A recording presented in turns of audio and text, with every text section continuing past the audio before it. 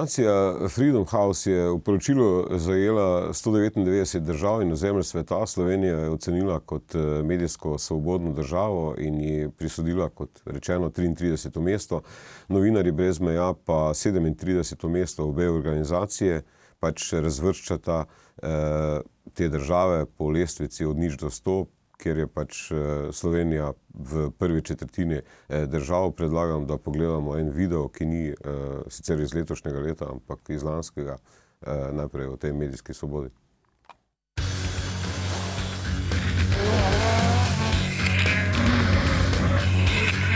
Za hitro dirkanje potrebujem jasen pogled naprej.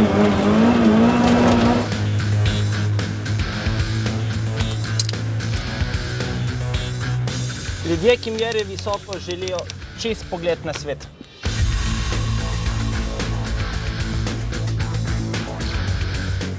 Ljudi moji, dajte spremljati medije, ne obnašajte se ignorantsko do njih, da boste vedeli, kaj se dogaja, ne boste izpadli kot ovčke.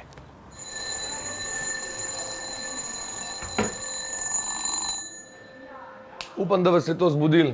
Cajte, da začnete brati med vrsticami, spremljate dobre medije. Ponavljam, brati med vrsticami, ne verjeti vsega, kar preberete. Svet je lep, držite glave gor, vidimo.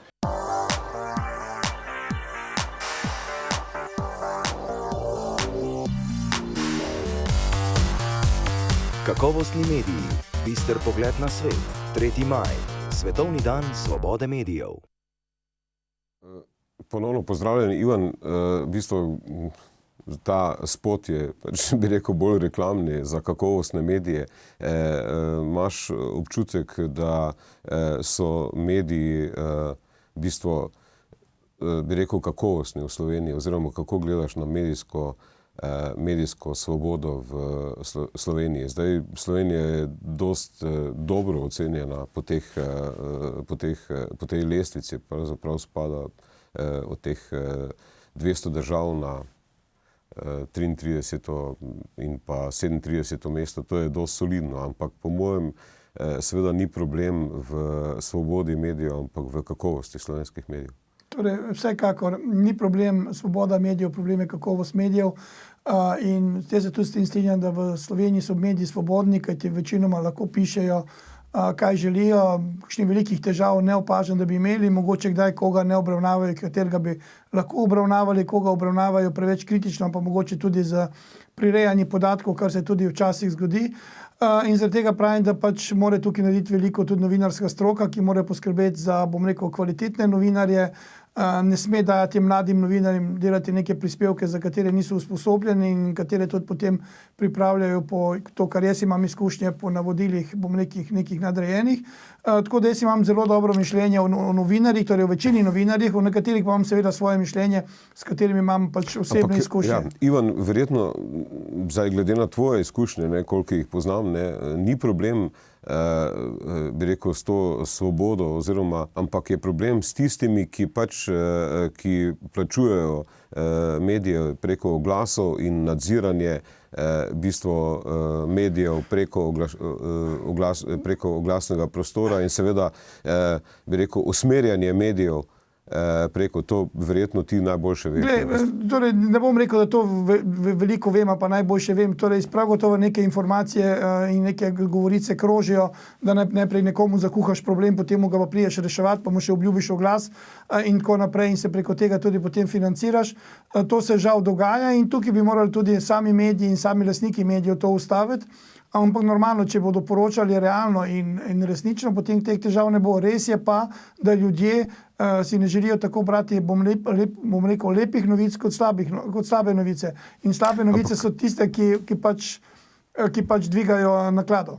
Andreja, kakšna je pa po tvoji oceni kvaliteta dela medijev, v bistvu, če pustimo ob strani medijsko svobodo, ki je povezana tudi z lastništvom medijev, z kapitalom, ki stoji za temi mediji in z interesi za temi mediji, ampak me zanima, kakšna je po tvoji oceni kvaliteta medijskega poročanja v Sloveniji. Lahko rečem, da določeni mediji so, ali pa novinarji, ki opravljajo svoje delo, so izvrstni, da res poznajo temo. Ampak recimo, kjer je nacionalni ali komercialni v bistvu?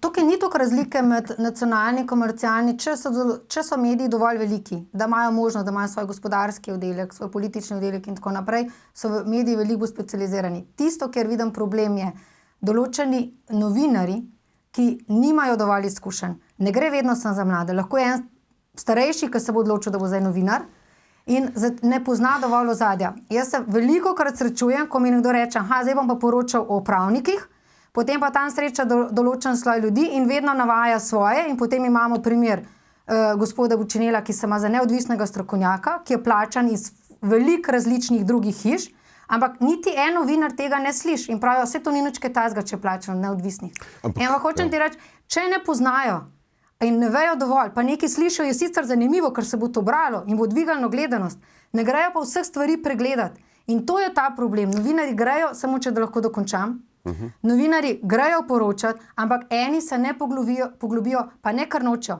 Dostikrat nimajo časa, nimajo znanja in morajo hitro dati. In tudi, kar sam veš, je pri novinarji, da so jih veliko odpustili, ali so pa zelo, kar je tudi v Sloveniji še vedno močno, niso na urednem delovnem razmerju, ampak imajo kot neko drugo obliko delovnega.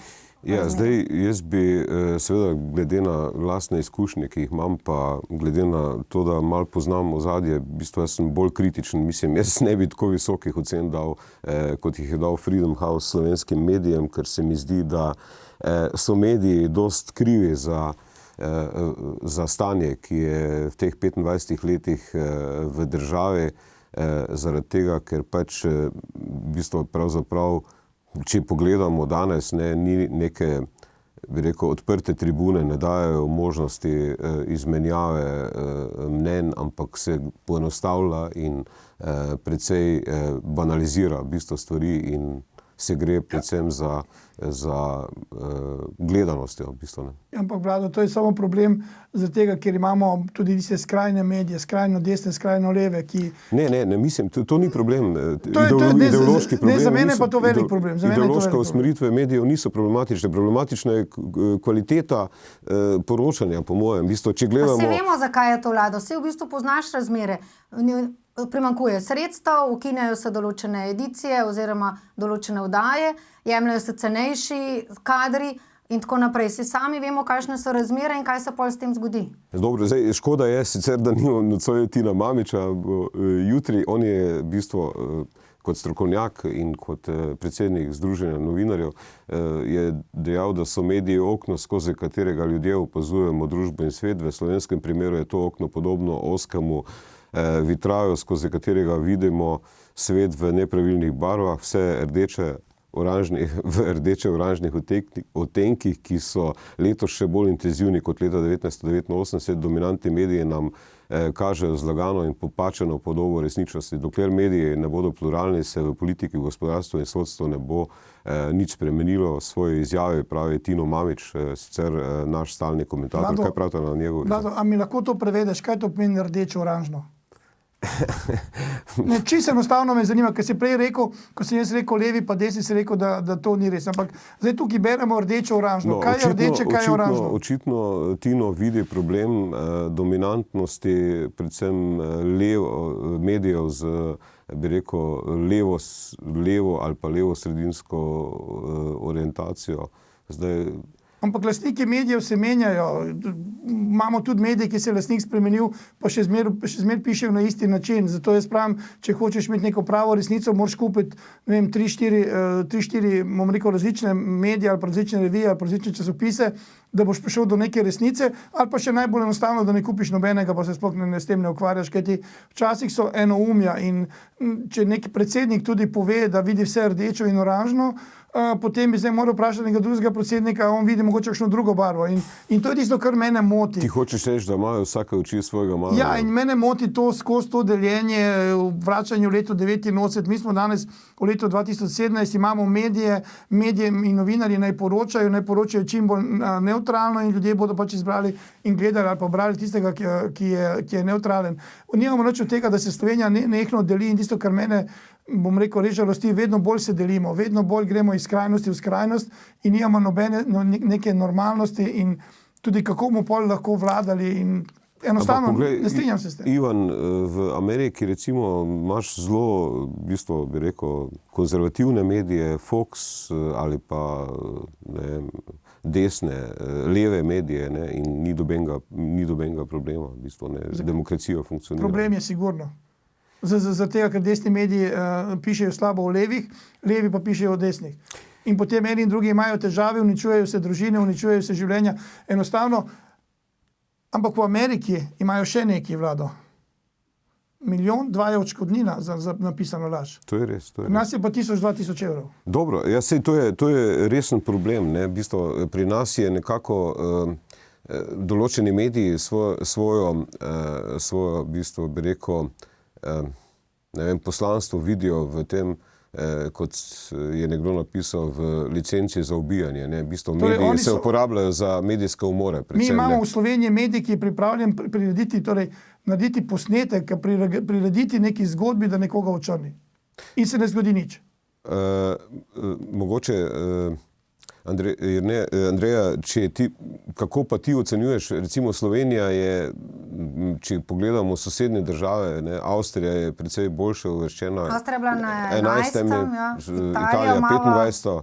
mesto, recimo Madžarska. Ne, Italija je na 52, za 25 mest se je izboljšala in Hrvaško imava na 74, je pa v bistvu se poslabšalo. Oziroma Madžarska je recimo 71, Hrvaška 74, Hrvaška je nazadovala za 11 Ampak gled, dajmo se zgledovati po dobrih.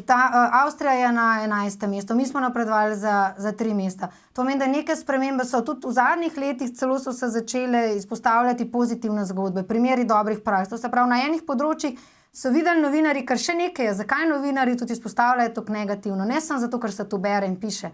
Če so včasih, ko se pogovarjam s kakšnimi novinarji, so izredno žalostni, zagranjeni, imajo nizke plače, komaj se preživljajo, pol pišejo v enem drugem svetu in imajo tudi rahel problem s tem vidikom.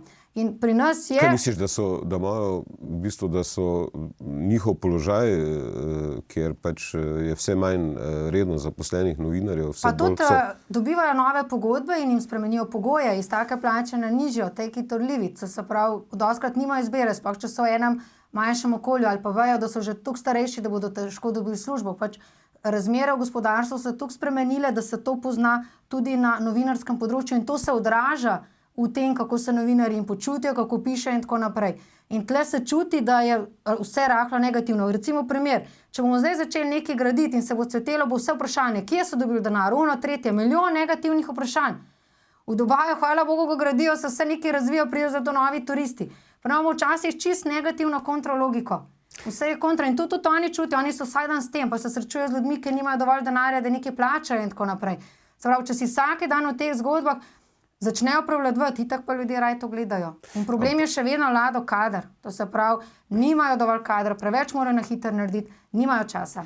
Ti ne vidiš problema v tem, da bi bili evropski novinarji ali pa slovenski izpostavljeni nekemu nepooblaščenemu poseganju v njihovo delo, vključno s strahovanjem in nasiljem, zaradi tega je številne strah, kar ima za posledico samo cenzuro, skoraj tretjina od 940 v raziskavo tudi v Sloveniji imamo primere določenih novinarjev, točno vem, o katerih govorim, ki se ne upajo pisati in poročati po pravici ali pa tako, kot je objektivno, ker vejo, če bodo to naredili, tisti gospodarstveniki v tistem območju tako močan, da bodo vsi njihovi sorodniki izgubili službe.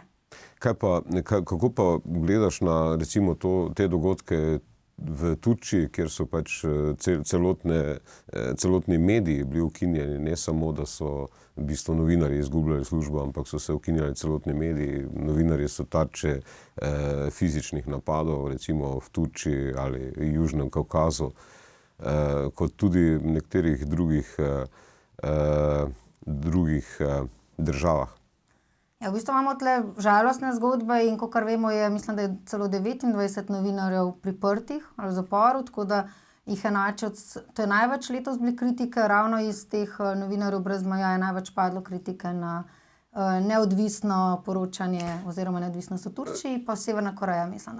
Zdaj, Ivan, a misliš, da bi drugačen način financiranja medijev oziroma nekih avtonomnih medijev pomenil tudi rešil ta problem z, bi rekel, če hočeš, z obarvanimi informacijami ali pa z nekvalitetnimi informacijami ali pa z lažnimi informacijami, če hočeš. Ja, Vlado, ne vem, kakšno drugo financiranje misliš, ker ti financiranje je lahko samo tako, da lastniki financirajo in nikakor drugače, ker ti drugače bi že govorili o nekim plačljivih člankih.